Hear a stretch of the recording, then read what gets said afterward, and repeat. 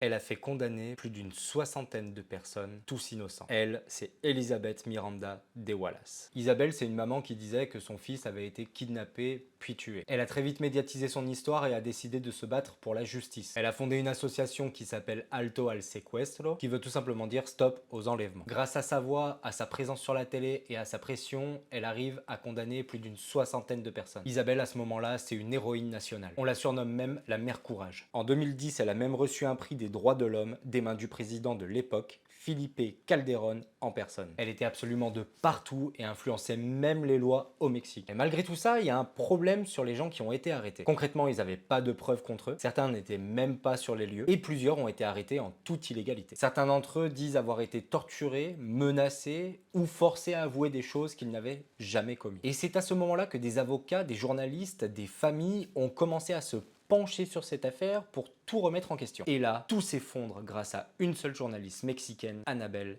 Hernandez. Fausse enquête, témoignages bidons, photos truquées. Elle découvre même que son fils avait en fait plusieurs identités et qu'il est encore potentiellement vivant. Alors, pourquoi Isabelle a fait tout ça? Eh bien, il y a plusieurs facteurs et au final, on en sait trop rien. Protection contre les narcos, notoriété, condamnation de gens qu'elle n'aimait pas, bref, tout est encore un peu flou. Et le 8 mars 2025, on annonce la mort d'Isabelle. Elle serait décédée à l'âge de 73 ans. Mais là pareil, il y a un couac. Pas de photo du corps, aucune preuve, juste un communiqué en disant qu'une opération se serait mal passée. Donc au final, officiellement, rien ne prouve qu'elle soit réellement décédée. Et si elle-même simulait sa propre mort. Et pour finir, sachez qu'il y a encore des gens en prison à cause d'elle. Comme quoi, même les plus grands héros peuvent cacher les plus grands mensonges.